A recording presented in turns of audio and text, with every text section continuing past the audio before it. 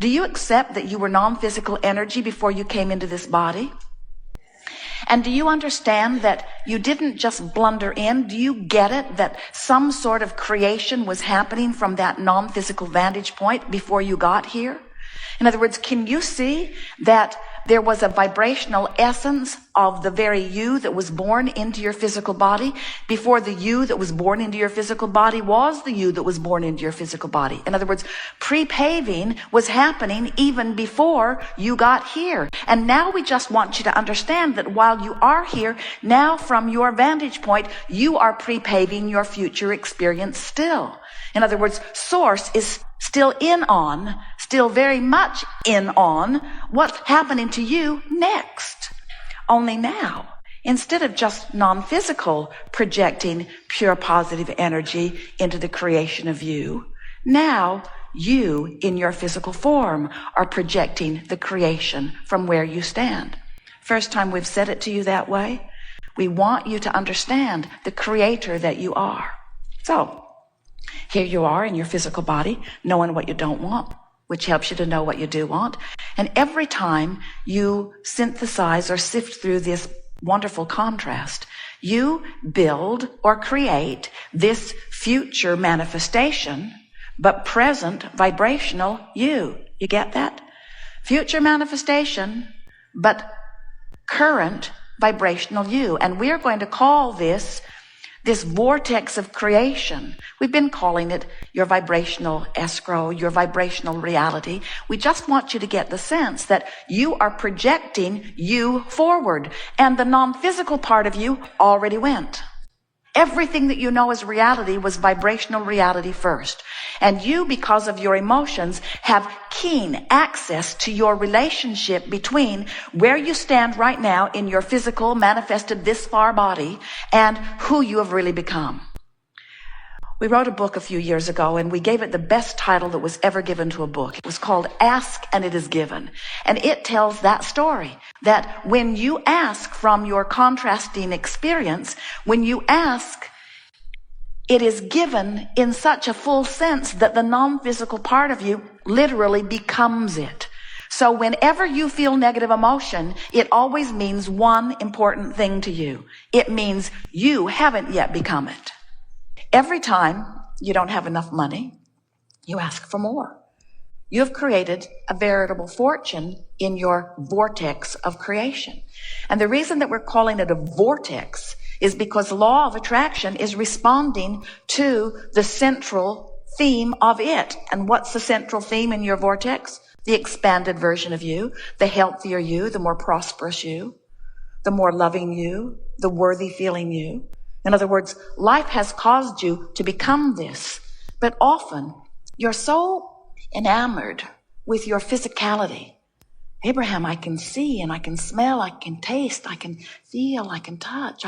I'm tactile. Look around me. Here is my world. And we say, you're only looking at a small part of your world. You're looking at the so far manifested world. You're looking at the world you have allowed to become based upon the vibration that you chronically hold to, based upon your beliefs. But your physical manifested world could match this vortex of creation that you've been adding to all day, every day. You could be standing in this physical body and you could be a worthy feeling being. You could feel secure. You could be flexible. You could be mobile. You could be incredibly prosperous. You can be the creator of your own reality. You just have to understand the two vibrational realities that are going on, and you've got to make them match. So this vortex of creation, we're really enjoying this analogy because it helps us to help you to understand that you've become more than you're often letting yourself be. And in order to be all that you are, you got to get in the vortex. But in order to get in that vortex, you've got to be a vibrational match to that vortex, because law of attraction is assembling all cooperative components.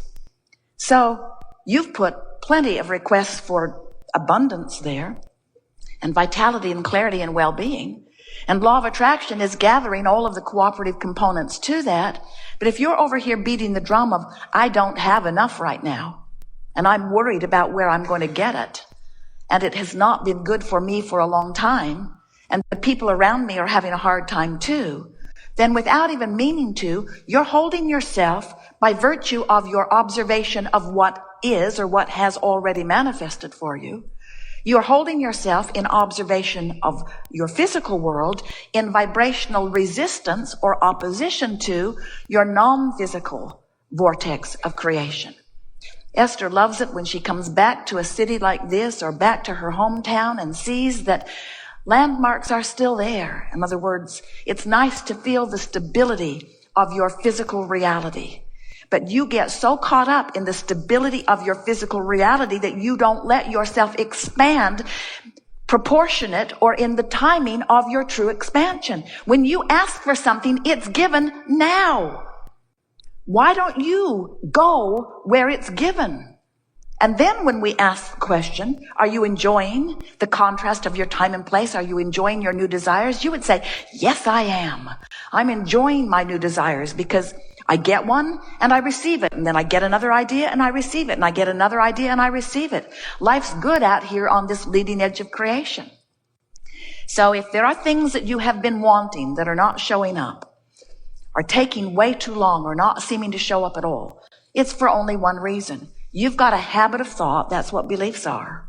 A chronic thought that you keep thinking, usually based upon something you're observing. In other words, where is it? Where is it? I don't see it. Where is it? I don't see it. Where is it? I don't see it. It's not here. Where is it? I don't see it. I don't see it. It's not here. It's not here. It's not here. It's not here. It's not here. I don't see it. Do you see it? I don't see it. Do you see it? I don't see it. Do you see it? I don't see it. Do you see it? I don't see it. I don't see it. Where is it? I don't see it. I don't see it. I don't see it. I don't see it. I don't see it. I've wanted it a long time, but I don't see it. I've wanted it for so long, I'm sick of wanting it. I don't see it. I don't see it.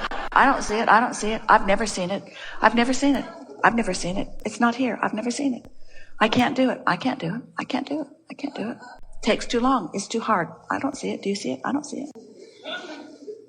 And in your observation of what's currently happening, you train yourself into the vibration that opposes it. So, you know what that makes you? That makes you an uncooperative component to what's going on over here. You don't mean to be. You've just been practicing it for so long that it just feels normal to complain. It feels normal to tell it like it is. Let's make a monument. A bad thing happened. Let's make a monument. Let's make a monument about how bad it was. Let's make a holiday for the monument.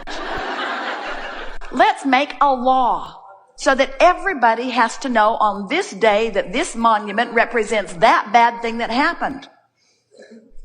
And as you hold yourself to things of the past or the present that are not a vibrational match to who you have become, not only do you not get to live anytime soon what you're asking for, but even more, you feel the discord of you not keeping up with you. Now, sometimes you think, well, I don't think I should have to do all of this work. I think I should be able to stay over here and just complain to the universe or to source or to my inner being, complain to God like I used to complain to my mother. It worked with her. If I complained long enough, she'd give up the stuff. But when you are talking with law of attraction, you cannot be a cooperative component to what you want while you complain or while you justify or while you defend or while you continue to beat the drum of why you need it or why you deserve it. In other words, you can't keep amplifying the absence of what you want or the neediness or the lack of what you want and be a vibrational match. You have to talk about what you want and why you want it. You have to find some way of getting into the vortex. And that's really what we'll be talking about today. How to get into this vortex of creation. Do you understand that in that vortex is not just where what you want is, it's where who you are is. In other words, your inner being is a lover. And when you find someone to hate, even though by your earth standards you are justified, others agree with you, yeah, we all hate that person. That's a true hateable person. And we say, source within you does not hate. And that's why hate feels to you like it does. It's the feeling of not resonance with the wholeness of who you are. It's the disallowing the fullness of who you are.